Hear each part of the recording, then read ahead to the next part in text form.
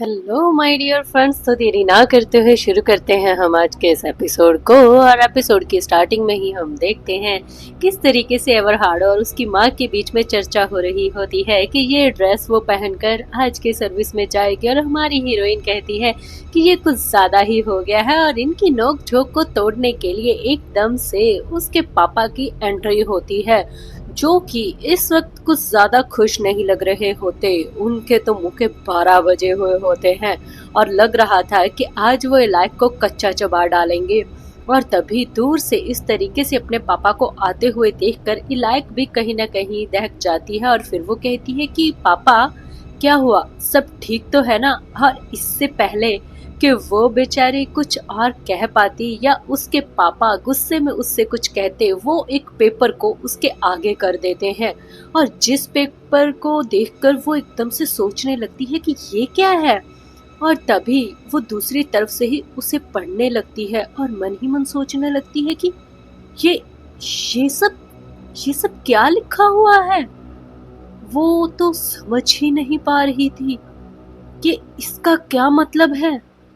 शरेआम धोखाधड़ी का आरोप लगाना बाय एंटोन टैगो। और फिर वो उस न्यूज को पढ़ने लगती है कि आखिर इसमें लिखा क्या हुआ है।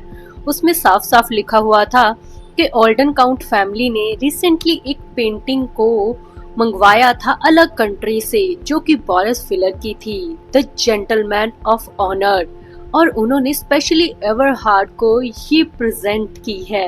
उन्होंने स्पेशली अपने घर में बुलाया है उन्हें ये पेंटिंग देने के लिए। सुना है कि रेने माइकल भी वहां पर डिनर पर मौजूद थे। और ये भी कहा जा रहा है कि उन्होंने अच्छे से हॉल्डन के घर को भी उन्हें दिखाया। रेने माइकल जो कि बहुत ही ज्यादा पैसा कमा रहे हैं भगवान की कृपा से, भले ही वो भगवान का शुक्राना ये ना करते हो, उन्हें लगता है कि ये शायद उनकी खुद की मेहनत है, इसीलिए तो वो लोगों के साथ गलत काम करने में डरते नहीं है। मगर आजकल वो एक पुजारी से बनते जा रहे हैं। तो इसका कारण क्या है? कहीं इसका कारण कुछ और तो नहीं कि वो आजकल लगातार वहाँ पर आ रहे हैं। और ये बात पढ़ते ही हमारे हीरोइन के पापा उस पेपर को खींच लेते हैं और कहते हैं कि मैंने तुम्हें कहा था ना चार्लेट, देखो तुम्हें वो इनविटेशन एक्सेप्ट नहीं करना चाहिए था, अब क्या हो चुका है। और फिर वो पेपर को देखकर कहती है कि मैंने ये नहीं सोचा था कि इतना बड़ा कुछ हो जाएगा। और मुझे नहीं पता था कि इलाक पर किसी ने नजर रखी हुई है। बहमन कुछ ऐसा करेगा, मैंने ये कभी सोचा भी नहीं था। लगता है कि ऑर्डन के साथ मिलकर उसने जानबूझकर ये ट्रिक खेली है, क्योंकि हमारी जो न्यू डची है वो रॉयल फैमिली से नहीं है। लगता है वो जानबूझकर हम पर कीचड़ उछालना चाहते हैं। और तभी फिर उसके पापा कहते हैं कि इन सब के बारे में अब मैं देख लेता हूँ, तुम और इलाइक आज से घर में बाहर जाना बंद करो।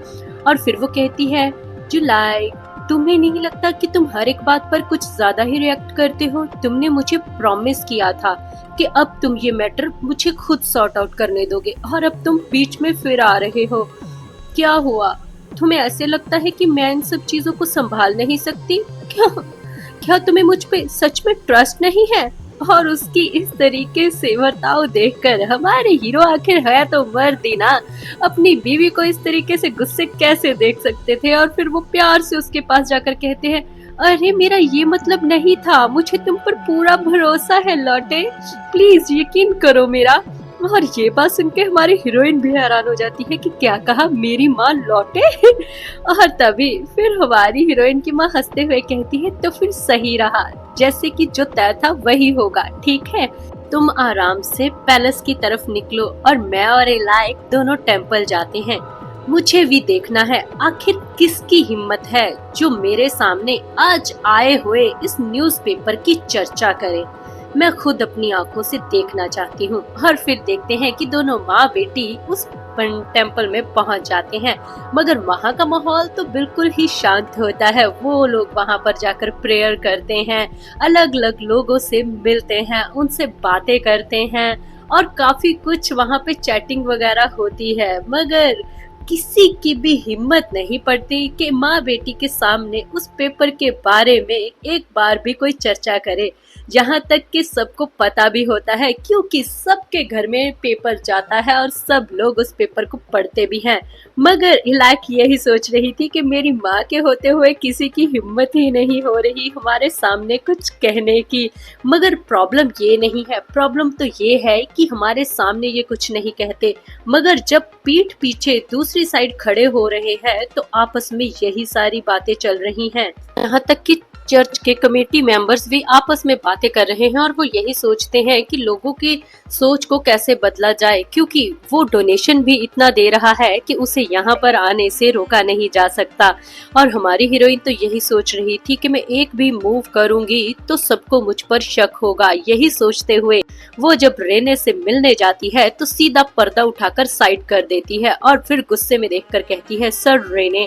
और हमारे हीरो जो कि इस वक्त उसी पेपर को पढ़ रहे थे, वो हमारी हीरोइन को घूर कर देखने लगते हैं और फिर वो कहते हैं कि लगता है कि किसी को बुरी आदत पड़ चुकी है बार बार यहाँ पर आने की और ये पर्दा हटाकर बात करने की। और फिर हमारी हीरोइन कहती है, तो तुम उस न्यूज़पेपर को पढ़ रहे हो ना जो आज लिखा हुआ है? हाँ, सच में क्या बकवास लिखा है। और तभी फिर वो कहता है कि क्यों, कुछ गलत लिखा है क्या इसमें एंटोन टैगोर ने?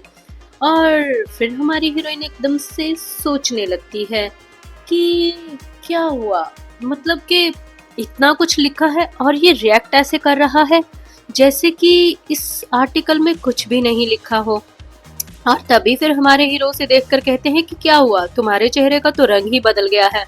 क्योंकि मुझे तो पता है जो थायोलॉजी वाले हैं वो मुझे नापसंद करते हैं, तो इतनी बड़ी बात नहीं है। फिर हमारी हीरोइन कहती है कि हाँ, वो तुम्हें नापसंद करते हैं, मगर ये पेपर सिर्फ एक इंसान नहीं पढ़ता है। तुम्हें पता होना चाहिए कि बहुत सारे लोग इस पेपर को देखते हैं।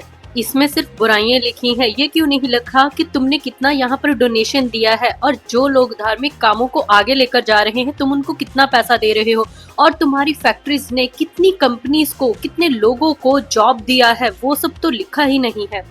और तभी उसकी ये बात सुन के हमारे हीरो उसे घूरते हुए कहते हैं कि मिस एवरहार्ड, तुम मुझ में कुछ ज्यादा ही इंटरेस्ट नहीं ले रही हो। और उसकी ये बात सुनते ही हमारी हीरोइन एक मिनट के लिए तो खामोश हो जाती है और फिर एनालाइज करने लगती है खुद को कि हाँ, मैं इसमें कुछ ज्यादा ही इंटरेस्ट ले रही हूँ। मतलब कि इतना सब कुछ हुआ है, अपनी टेंशन लेने की बजाय इसे इसकी इज्जत की पड़ी हुई है। और फिर जब वो अपने ख्यालों में खोई हुई थी, हमारे हीरो एकदम से स्माइल पास करने लगते हैं और हमारी हीरोइन कहती है कि सच कहूँ तो मुझे ऐसा लगता है कि ये जो कुछ भी हुआ है मेरे पापा या बुजान ने किया है। और उसकी ये बात सुनते ही रेने एकदम से हंसने लगता है, बहुत जोर जोर से। और हमारी हीरोइन को सच में एम्बैरेसमेंट फील होती है और फिर वो गुस्से से उसे घूर कर देखने लगती है और कहती है कि तुम हंस क्यों रहे हो, हंसने वाली इसमें क्या बात है। हाँ, तभी हमारे रेने माइकल हंसना बंद करके एकदम से तिरछी नजर से हमारी हीरोइन को घूर कर देखने लगते हैं और फिर कहते हैं कि मिस एवरहार्ड, सच में तुम कुछ ज्यादा ही दरिया दिल हो। क्या तुमने अपने बुजुर्गों की लिखी हुई वो जो बुक है चिवाले, उसे पढ़ा नहीं है क्या? उसमें लिखा हुआ है कि आम इंसानों को वो थप्पड़ तो मार सकते हैं मगर उनकी जान नहीं ले सकते। और ये बात सुन के एवरहार्ड उसे घूरने लगती है और फिर वो कहता है कि तुम्हें पता है क्यों? और फिर हमारी हीरोइन कहती है वो इसलिए क्योंकि, मगर उसकी बात को टोकते हुए हमारे हीरो कहते हैं वो इसलिए क्योंकि अगर वो उसे मार देंगे तो फिर वो उनके बराबर के बंदे हो जाएंगे, क्योंकि वो लोग मारते भी उन्हें हैं जो उनके बराबर के लोग हैं, इसलिए तो वो ये सब कुछ भी नहीं कह रहेंगे। हर रही बात तुम्हारे भाई और पापा की, वो मुझे नापसंद करते हैं, वो मुझे बहुत कोसेंगे, मगर मुझे नीचे गिराने के लिए ये सब कुछ नहीं करेंगे क्योंकि इसमें उनकी शान कम होती है। और फिर हमारी हीरोइन सोचने लगती है कि हाँ, ये सही कह रहा है, क्योंकि मेरा भाई और पापा तो इसे इंसान तक नहीं मानते, वो इसे एक चीज कहते हैं, सिर्फ एक